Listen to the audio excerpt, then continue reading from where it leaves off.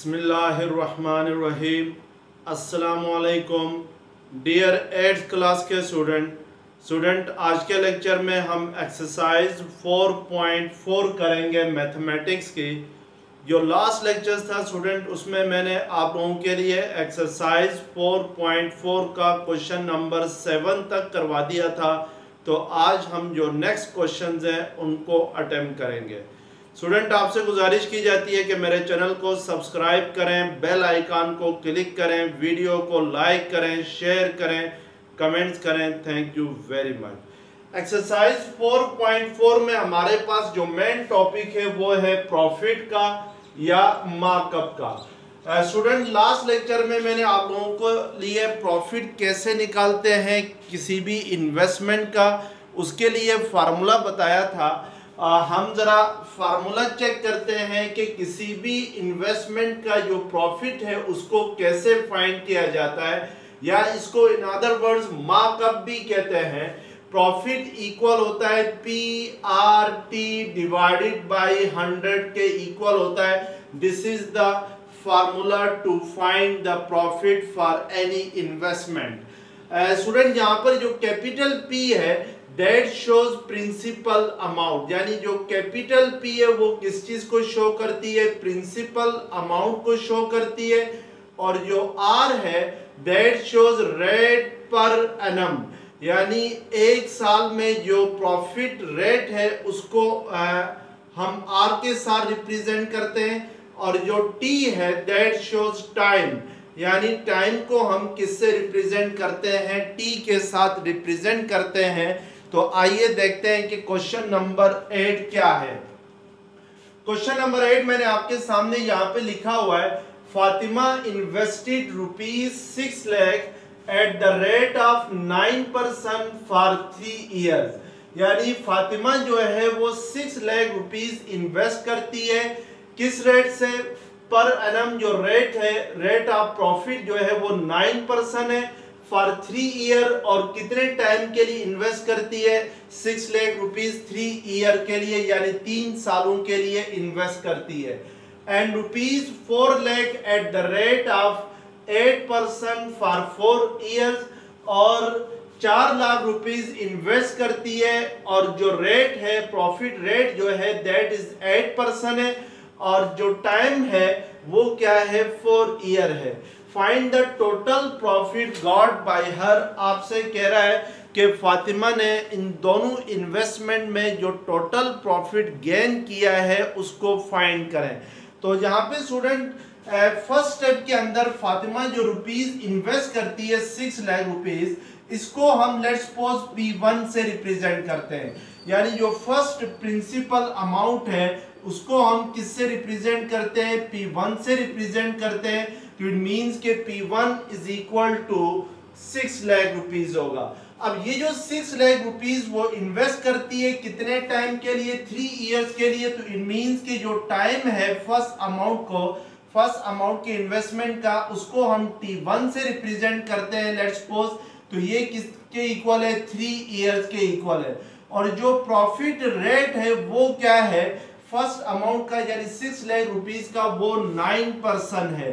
तो हमने स्टूडेंट पहले इस जो फर्स्ट अमाउंट है उसका प्रॉफिट फाइंड करना है, फिर जो सेकंड अमाउंट इन्वेस्ट की है 4 लाख रुपीस, उसका प्रॉफिट सेपरेटली फाइंड करना है, फिर दोनों को ऐड करना है, तो हमारे पास टोटल प्रॉफिट आ जाएगा।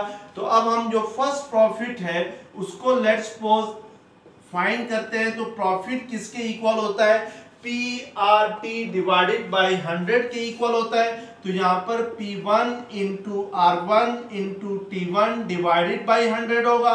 इसमें वैल्यूज अगर हम पुट करें तो P1 हमारे पास क्या है, 6 लाख है, इंटू R1 यानी जो प्रॉफिट 1 है, जो प्रॉफिट रेट जो है वो क्या है, 9 है, मल्टीप्लाई बाय जो टाइम है वो क्या है, 3 ईयर है, डिवाइडेड बाय क्या होगा, 100 होगा।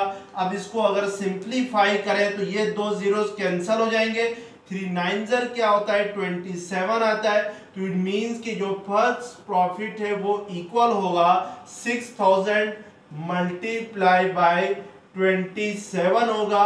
अब 6000 को 27 के साथ अगर हम मल्टीप्लाई करते हैं तो ये आपके पास आता है 1,62,000 आता है। तो इट मीन्स कि जो फर्स्ट प्रॉफिट मिलेगा यानी जब प्रिंसिपल अमाउंट 6 लाख होगी तो उसके ऊपर प्रॉफिट कितना होगा, वो 1,62,000 होगा। अब हम सेकंड प्रॉफिट फाइंड करते हैं तो सेकंड जो प्रिंसिपल अमाउंट है उसको हम P2 के साथ रिप्रेजेंट करते हैं और वो कितनी है आपके पास, वो 4 लाख रुपीज है। तो इसको हम P2 के साथ रिप्रेजेंट करते हैं और इधर जो टाइम है वो 4 ईयर का है तो इसको हम लोग T2 के साथ रिप्रेजेंट करते हैं टाइम को, और जो रेट परसेंटेज है इसको हम R2 के साथ रिप्रेजेंट करते हैं। तो रेट परसेंटेज पर अनम क्या है, वो 8% है। तो R2 इज 8 होगा।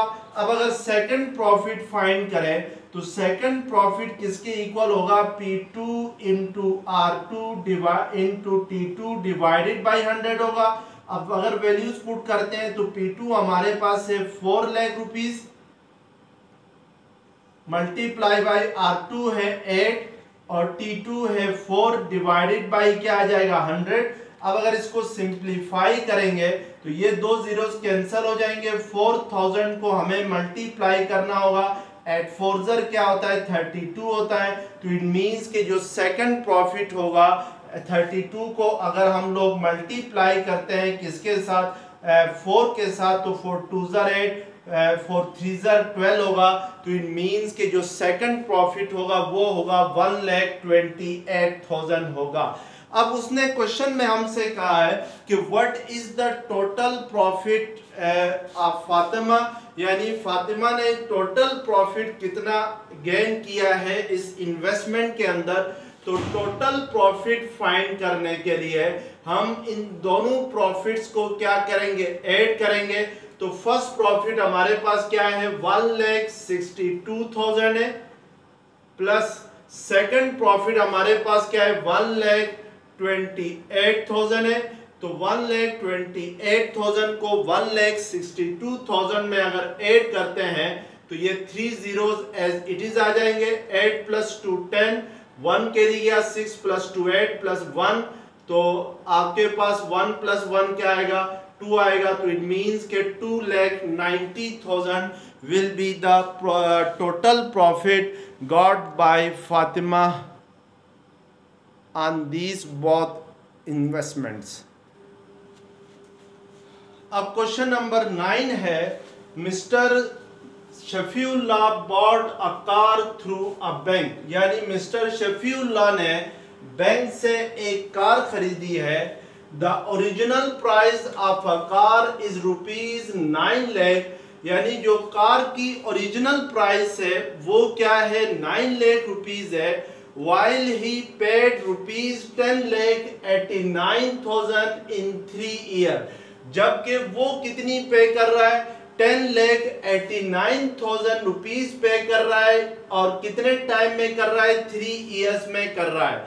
अब आपसे कह रहा है फाइंड, पार्ट 1 में मार्कअप, पार्ट 2 में आपने फाइंड करना है रेट ऑफ मार्कअप और पार्ट 3 में आपने फाइंड करना है हिज मंथली इंस्टॉलमेंट। यानी स्टूडेंट के जो कार की ओरिजिनल प्राइस है वो क्या है, हम सबसे पहले पार्ट 1 में मार्कअप फाइंड करते हैं। मार्कअप मींस के प्रॉफिट, यानी जो प्रॉफिट है वो कितना हुआ है हमने ये फाइंड करना है पार्ट 1 के अंदर। तो प्रॉफिट फाइंड करने के लिए जो ओरिजिनल प्राइस ऑफ कार है वो कितनी गिवन है, वो गिवन है 9 लाख रुपीज है, यानी 9 lakh rupees is the original price of car. और मिस्टर शफीउल्लाह कितनी पे कर रहा है, जो पेड अमाउंट है यानी जो अमाउंट पे कर रहा है mister Shafiullah to the bank वो कितनी है 10,89,000 रुपीज है। अब जो मार्कअप होगा यानी जो प्रॉफिट बैंक ने जो कमाया है वो किसके इक्वल होगा, ओरिजिनल प्राइस में से हम जो पेड प्राइस है उसको क्या करेंगे, पेड प्राइस में से ओरिजिनल प्राइस को क्या करेंगे माइनस करेंगे। तो पेड प्राइस जो मिस्टर शफीउल्लाह ने बैंक को की है वो क्या है 10,89,000 रुपीज है। इसमें से हम लोग 9 लाख को क्या करेंगे, माइनस करेंगे, तो हमारे पास ये जो अमाउंट आएगी दैट विल बी 1,89,000 आएगी। ये जो 1,89,000 है ये मार्कअप या प्रॉफिट जो बैंक ने मिस्टर शफीउल्लाह से कमाए हैं वो है। अब पार्ट 2 में हमने क्या फाइंड करना है, पार्ट 2 में हमने फाइंड करना है रेट ऑफ मार्कअप, यानी जो रेट ऑफ मार्कअप क्या होगा, यानी हमने आर फाइंड करना है।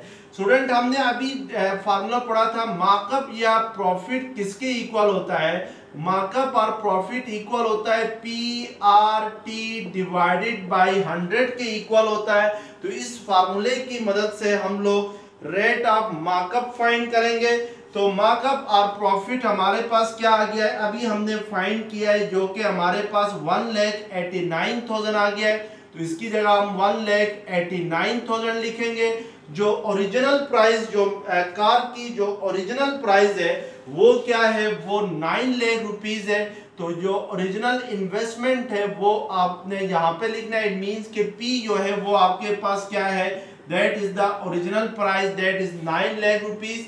तो R आपके पास क्या है, आपने फाइंड करना है। और टाइम किस तरह गिवन है, टाइम गिवन है 3 इयर्स का है। तो इट मींस कि T3 है डिवाइडेड बाय क्या होगा 100। तो ये दो जीरोस क्या हो जाएंगे, कैंसल। तो यहां से आपके पास 3 और 9,000 ले जाएगा। ये सेकंड साइड पे आके 1,89,000 के साथ क्या हो जाएगा, डिवाइड होगा। तो 9,000 इस साइड पे आके डिवाइड होगा और 3 भी इधर डिवाइड हो जाएगा। तो यहाँ पे क्या रह जाएगा, R रह जाएगा। तो इट मींस के अगर अब हम इसको सिंप्लीफाई करते हैं तो ये जीरोस कैंसिल हो जाएंगे। ये 3 6 18, 3 3 9, 9 7 63 होता है। तो इट मींस के R किसके इक्वल आएगा, 7% आ जाएगा, क्योंकि R किस चीज को शो करता है, रेट परसेंटेज को शो करता है पर एनम। और लास्ट जो आपके पास गिवन है, आपने ये बताना है कि मंथली इंस्टॉलमेंट कितनी होंगी। अब स्टूडेंट देखें, जो मिस्टर शफीउल्लाह है वो टोटल 3 इयर्स में कितने बैंक को पे करता है। टोटल 3 इयर्स में जो पेड अमाउंट है वो है 10,89,000 रुपीज है। और ये जो 10,89,000 रुपीज है ये 3 ईयर में वो क्या कर रहा है, पे कर रहा है। तो इट मींस के हमें पता है कि 3 ईयर में कितने मंथ होते हैं, यानी हमें पता है कि 1 ईयर इक्वल होता है 12 मंथ के, यानी एक साल में कितने मंथ होते हैं, 12 मंथ होते हैं। तो इट मींस के 3 ईयर में कितने मंथ होंगे, 12 3 36 मंथ होंगे। अब इन 36 मंथ में वो टोटल जो पे कर रहा है वो 10,89,000 रुपीज पे कर रहा है। तो इट मींस कि जो मंथली इंस्टॉलमेंट होगी उसको फाइंड करने के लिए हम क्या करेंगे कि जो टोटल पेमेंट है उससे 36 को डिवाइड करेंगे।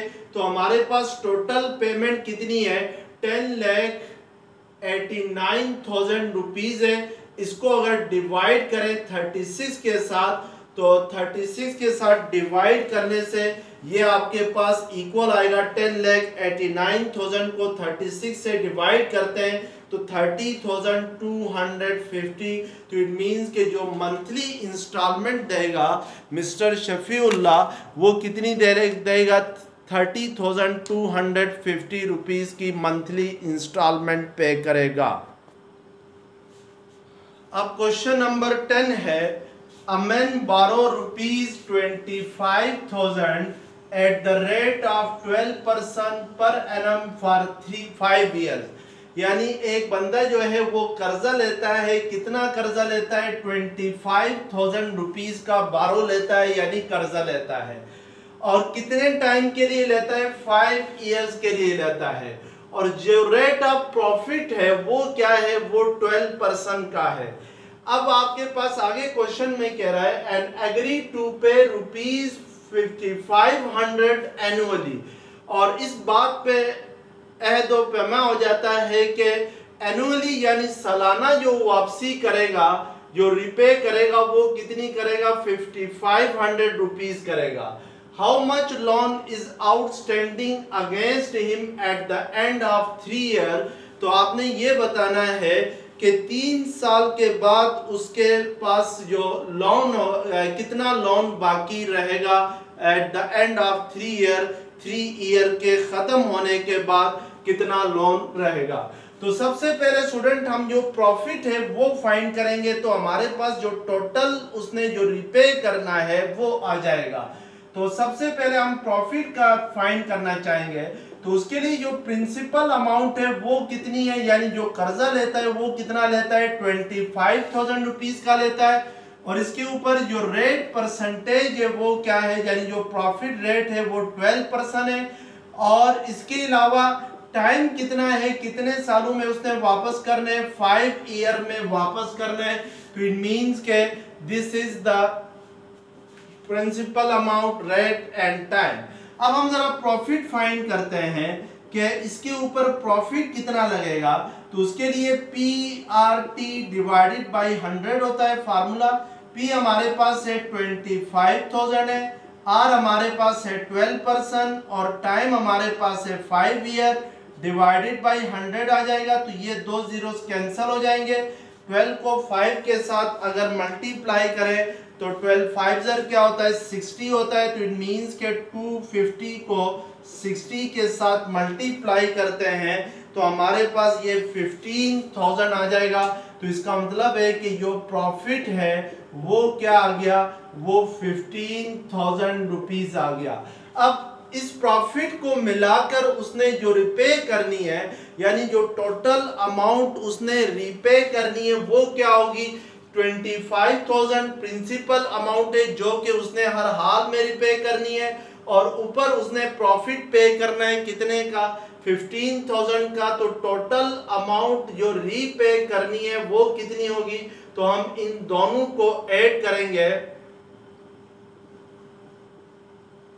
तो 25,000 प्लस 15,000 करते हैं तो ये आपके पास किसके इक्वल आ जाएगा, 40,000 के इक्वल आ जाएगा। तो इट मींस के उसने 40,000 रिपे करनी है। अब यहां पर आगे क्वेश्चन में कह रहा है एंड एग्री टू पे ₹5500 एनुअली, यानी वो एनुअली कितने रुपीस पे कर रहा है, 5500 रुपीस पे कर रहा है। How much loan is outstanding against him at the end of 3 year, यानी 3 साल के बाद उसके पास उसका बकाया जो लोन है कितना कर्जा बकाया रहेगा, हमने ये देखना है। तो अब हम पहले यहाँ पे ये देखते हैं कि 3 सालों में वो कितना कर्जा पे करेगा। तो उसके लिए हमें क्या करना होगा कि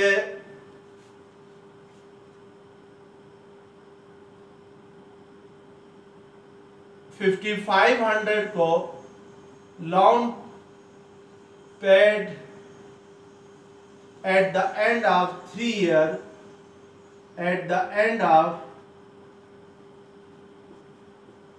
3 year is equal to 5500 multiply by 3 आ जाएगा। तो ये 300 3 5 ज़र 15 1 के लिए गया, 3 5 ज़र 15 प्लस 1 क्या होगा 16। तो इट मींस के 300 3 5 ज़र 15 1 के लिए गया, 3 5 ज़र 15 प्लस 1 क्या आएगा 16,500 रुपीज वो क्या करेगा at the end of the 3 year पे करेगा। तो जो बाकी लोन होगा, जो रिमेनिंग लोन होगा, उसको कैसे फाइंड करेंगे। उसके लिए हमारे पास जो टोटल लोन था वो क्या था, वो आपके पास था 40 लाख था। तो 40 लाख में से 40,000 था, 40,000 है, 40,000 में से 16,500 को क्या करेंगे माइनस करेंगे। तो हमारे पास ये आ जाएगा द रिमेनिंग लोन आ जाएगा। तो 0 माइनस 0 0, 10 माइनस 5 5। तो यहां से आपके पास 9 ले जाएगा, 9 माइनस 6 3 और यहाँ पे 3 माइनस 1 2। तो इट मींस के 23,500 rupees will be the remaining loan. तो ये बकाया लोन रहेगा, इसको वापस करना होगा उसने।